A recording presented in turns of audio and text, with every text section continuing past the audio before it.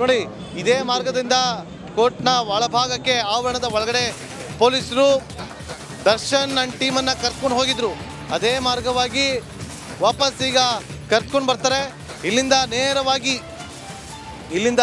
ನೇರವಾಗಿ ಪರಪ್ಪನ ಅಗ್ರಹಾರ ಕೇಂದ್ರ ಕಾರಾಗೃಹಕ್ಕೆ, ಸೆಂಟ್ರಲ್ ಜೈಲ್ಗೆ.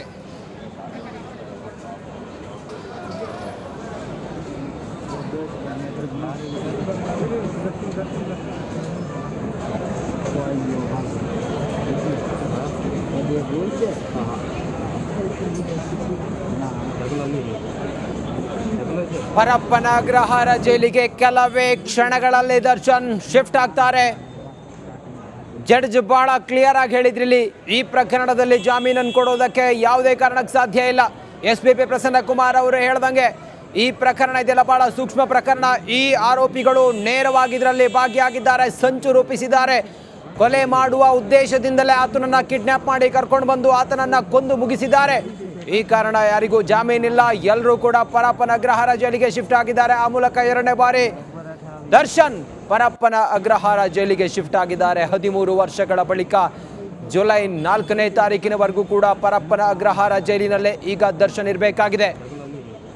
ಸೋಮವಾರದವರೆಗೂ ಕೂಡ ಆರೋಪಿಗಳ ವರ್ಗಾವಣೆ ಇಲ್ಲ, ಅಂದರೆ ಬೇರೆ ಕಡೆಗೆ ಶಿಫ್ಟ್ ಮಾಡೋದ್ರ ಬಗ್ಗೆ ಸೋಮವಾರ ವಿಚಾರಣೆ ಮಾಡಿ ಈ ಬಗ್ಗೆ ತೀರ್ಮಾನವನ್ನು ಮಾಡ್ತೀವಿ. ಆರೋಪಿಗಳನ್ನು ಬೇರೆ ಜೈಲಿಗೆ ಶಿಫ್ಟ್ ಮಾಡೋದು ಸದ್ಯಕ್ಕಿಲ್ಲ.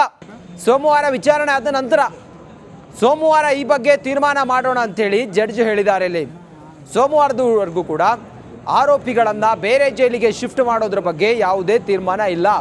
ಸೋಮವಾರ ವಿಚಾರಣೆ ಮಾಡಿ ಆ ನಂತರ ಶಿಫ್ಟ್ ಮಾಡ್ತೀವಿ. ಆರೋಪಿಗಳನ್ನು ಬೇರೆ ಜೈಲಿಗೆ ಶಿಫ್ಟ್ ಮಾಡಬೇಕು ಅಂತೇಳಿ SPP ಪ್ರಸನ್ನ ಕುಮಾರ್ ಅವರ ವಾದಕ್ಕೆ ಇಲ್ಲಿ ಜಡ್ಜ್ ಹೇಳಿರೋದು. ಸೋಮವಾರದವರೆಗೂ ಕೂಡ ಬೇರೆ ಜೈಲಿಗೆ ಶಿಫ್ಟ್ ಮಾಡುವಂಥ ವಿಚಾರ ಇಲ್ಲ. ಸೋಮವಾರ ಇದ್ರ ಬಗ್ಗೆ ವಿಚಾರಣೆ ಮಾಡಿ ಯಾಕೆ ಶಿಫ್ಟ್ ಮಾಡಬೇಕು, ಏನಾಗುತ್ತೆ ಅನ್ನೋದ್ರ ಬಗ್ಗೆ ಎಲ್ಲವೂ ಕೂಡ ಕೂಲಂಕುಷವಾಗಿ ಮಾಹಿತಿಯನ್ನು ಪಡೆದುಕೊಂಡು ಆನಂತರ ಶಿಫ್ಟ್ ಮಾಡೋದಾದರೆ ನಿರ್ಧಾರ ಮಾಡೋಣ ಅಂಥೇಳಿ, ಸೋಮವಾರ ತೀರ್ಮಾನ ಮಾಡೋಣ ಅಂಥೇಳಿ ಜಡ್ಜ್ ಹೇಳಿದ್ದಾರೆ.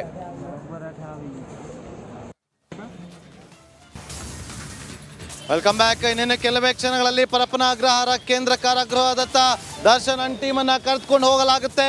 ಅದಕ್ಕೆ ಬೇಕಾಗಿರುವಂಥ ಎಲ್ಲ ರೀತಿಯಾದಂಥ ಸಿದ್ಧತೆಗಳನ್ನು ಕೂಡ ಮಾಡಿಕೊಳ್ತಿರುವಂಥ ದೃಶ್ಯವನ್ನು ಕೂಡ ಗಮನಿಸ್ತಾ ಇದ್ದೀವಿ. ಇನ್ನೇನು ಕೆಲವೇ ಕ್ಷಣಗಳಲ್ಲಿ ನೋಡಿ, ಒಂದು ಕಡೆ ಪೊಲೀಸರು ಹೆಚ್ಚಿನ ಸಂಖ್ಯೆಯಲ್ಲಿ ಇಲ್ಲಿ ಬಂದೋಬಸ್ತನ್ನು ಕೂಡ ಮಾಡ್ಕೊಳ್ತಿದ್ದಾರೆ. ಹೆಚ್ಚಿನ ಸಂಖ್ಯೆಯಲ್ಲಿ ಇಲ್ಲಿ ಪೊಲೀಸರು ನೋಡಿ ಯಾವ ರೀತಿಯಾಗಿ ನಿಂತಿದ್ದಾರೆ ಅಂತೇಳಿ. ಮತ್ತೊಂದು ಕಡೆ ಈಗ ನೋಡಿ ಇಲ್ಲಿ ಪ್ರಮುಖವಾಗಿ ಹೆಚ್ಚಿನ ಸಂಖ್ಯೆಯಲ್ಲಿ ಇಲ್ಲಿ ಬಂದು ಜಮಾವಣೆಗೊಳ್ತಿದ್ದಾರೆ. ಎಲ್ಲರೂ ಕೂಡ ಇಲ್ಲಿ ಬಂದು ಆಗಮಿಸಿರುವಂಥದ್ದು. ಜೊತೆಗೆ ಎಲ್ಲ ದರ್ಶನ್ ಅಭಿಮಾನಿಗಳನ್ನು ಕಳಿಸುವಂಥ ಕೆಲಸವನ್ನು ಕೂಡ ಮಾಡಲಾಗ್ತಾ ಇದೆ. ಅವರನ್ನು ಇಲ್ಲಿ ದರ್ಶನ್ ಅಭಿಮಾನಿಗಳನ್ನು ನಾವಿಲ್ಲಿ ಗಮನಿಸ್ಬೋದು. ನಮ್ಮ ಕ್ಯಾಮ್ರಾಮನ್ ತೋರಿಸುವಂಥ ಕೆಲಸವನ್ನು ಮಾಡ್ತಾ ಇದ್ದಾರೆ. ಇನ್ನೇನು ಕೆಲವೇ ಕ್ಷಣಗಳಲ್ಲಿ ದರ್ಶನ್ ಅಂಡ್ ಟೀಮ್ ಪರಪ್ಪನ ಅಗ್ರಹಾರ ಕೇಂದ್ರ ಕಾರಾಗೃಹಕ್ಕೆ 13 ವರ್ಷಗಳ ಬಳಿಕ ದರ್ಶನ್ ಮತ್ತೊಮ್ಮೆ ಜೈಲಿಗೆ ಹೋಗೋದಕ್ಕೆ ಸಿದ್ಧರಾಗಿದ್ದಾರೆ. ಕೊಲೆ ಪ್ರಕರಣದಲ್ಲಿ ಏಟು ಆರೋಪಿಯಾಗಿರುವಂಥ ದರ್ಶನ್ ಅಂಡ್ ಟೀಮ್ 4 ಆರೋಪಿಗಳನ್ನು ಕೂಡ ನೋಡಿಲಿ ಹೆಚ್ಚಿನ ಸಂಖ್ಯೆಯಲ್ಲಿ ಆಗಮಿಸಿದ್ದಾರೆ. ಪೊಲೀಸರು ಅವರನ್ನು ಕಂಟ್ರೋಲ್ ಮಾಡೋದಕ್ಕೂ ಕೂಡ ಮುಂದೆ ಆಗ್ತಿದ್ದಾರೆ. ಒಂದು ಕಡೆ ನೋಡಿ, ಇನ್ನೇನು ಕೆಲವೇ ಕ್ಷಣಗಳಲ್ಲಿ ಆರೋಪಿಗಳನ್ನು ಕರೆದುಕೊಂಡು ಹೊರಡ್ತಾರೆ ಪರಪ್ಪನ ಅಗ್ರಹಾರ ಕೇಂದ್ರ ಕಾರಾಗೃಹಕ್ಕೆ. ಕೆಲವೇ ಕ್ಷಣಗಳಲ್ಲಿ ಜೈಲಿನ ಚೆಕ್ ಪೋಸ್ಟ್ ಬಳಿಯೂ ಕೂಡ ಒಂದು ರೀತಿಯಲ್ಲಿ ಹೆಚ್ಚಿನ ಸಂಖ್ಯೆಯಲ್ಲಿ ಪೊಲೀಸರನ್ನು ನಿಯೋಜನೆ ಮಾಡಲಾಗಿದೆ. ಎಲ್ಲರನ್ನೂ ಕೂಡ ಕರೆದುಕೊಂಡು ಹೊರಟಿದ್ದಾರೆ ಎನ್ನುವ ಮಾಹಿತಿ.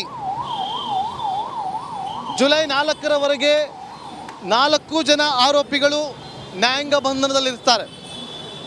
ನೋಡಿ, ಪೊಲೀಸರು ಒಂದು ಮನವಿಯನ್ನು ಮಾಡಿಕೊಂಡಿದ್ದಾರೆ. ಅದು ಸ್ಪೆಷಲ್ ಪಬ್ಲಿಕ್ ಪ್ರಾಸಿಕ್ಯೂಟರ್ ಆಗಿರುವಂಥ ಪ್ರಸನ್ನ ಕುಮಾರ್ ಅವರ ಮುಖಾಂತರ.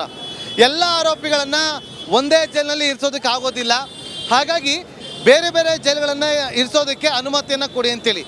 ದರ್ಶನನ್ನು ಇಲ್ಲೇ ಇರಿಸ್ತೀವಿ, ಪರಪ್ಪನ ಅಗ್ರಹಾರ ಕೇಂದ್ರ ಕಾರಾಗೃಹದಲ್ಲೇ ಇರಿಸ್ತೀವಿ. ದರ್ಶನನ್ನು ಹೊರತುಪಡಿಸಿ ಇನ್ನುಳಿದ ಕೆಲ ಆರೋಪಿಗಳನ್ನು ನಾವು ಬೇರೆ ಬೇರೆ ಜೈಲುಗಳಿಗೆ ಶಿಫ್ಟ್ ಮಾಡ್ತೀವಿ ಅಂತೇಳಿ ಅವರು ಪೊಲೀಸರು ಮನವಿಯನ್ನು ಮಾಡಿಕೊಂಡಿದ್ದಾರೆ. ಇದನ್ನು ನೀವು ಅಕ್ಸೆಪ್ಟ್ ಮಾಡಬೇಕು ಅಂತೇಳಿ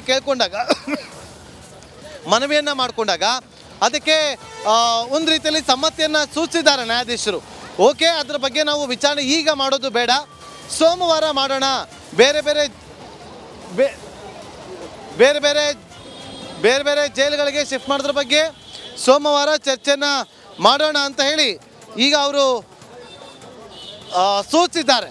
ಹಾಗಾಗಿ ಈ ಸೋಮವಾರ ನೋಡಿ ಪೊಲೀಸರು ಪಾಪ ಯಾವ ರೀತಿ ಕಷ್ಟಪಡ್ತಿದ್ದಾರೆ ಅಂತೇಳಿ ಕಳಿಸೋದಕ್ಕೆ ಎಷ್ಟೇ ಹೇಳಿದ್ರು ಕೂಡ ಯಾರು ಕೂಡ ಹೋಗ್ತಾ ಇಲ್ಲ, ಹರಸಾಹಸವನ್ನು ಪಡ್ತಾ ಇದ್ದಾರೆ. ಎಸ್ ನೋಡಿ, ಈಗ ಪೊಲೀಸರು ಅಲ್ಲಿ ಆಂಬ್ಯುಲೆನ್ಸ್ ಇದೆ, ಆ ಒಂದು ಆಂಬ್ಯುಲೆನ್ಸನ್ನು ಕಳಿಸ್ಕೊಡೋದಕ್ಕೆ ಎಲ್ಲ ರೀತಿಯಂತ ಒಂದು ರೀತಿಯಲ್ಲಿ ಅನುವು ಮಾಡಿಕೊಳ್ತಿದ್ದಾರೆ. ಆಂಬ್ಯುಲೆನ್ಸ್ಗೆ ತೊಂದರೆ ಆಗಬಾರ್ದು ಅನ್ನೋ ಕಾರಣಕ್ಕೋಸ್ಕರ ಅನುವು ಮಾಡಿಕೊಡ್ತಿದ್ದಾರೆ. ಇನ್ನೇನು ಕೆಲವೇ ಕ್ಷಣಗಳಲ್ಲಿ ದರ್ಶನ್ ಆ್ಯಂಡ್ ಟೀಮ್ 4 ಕೂಡ ಪರಪ್ಪನ ಅಗ್ರಹಾರ ಕೇಂದ್ರ ಕಾರಾಗೃಹಕ್ಕೆ ಕರ್ಕೊಂಡು ಹೋಗ್ತಾರೆ.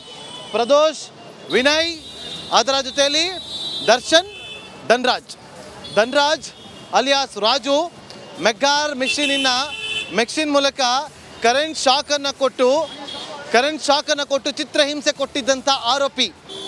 ಈ ಪ್ರಕರಣದಲ್ಲಿ ಎಫ್ಐ ಆರೋಪಿ ಆಗಿದ್ದಾನೆ ಧನ್ರಾಜ್ ಅಲಿಯಾಸ್ ರಾಜ್.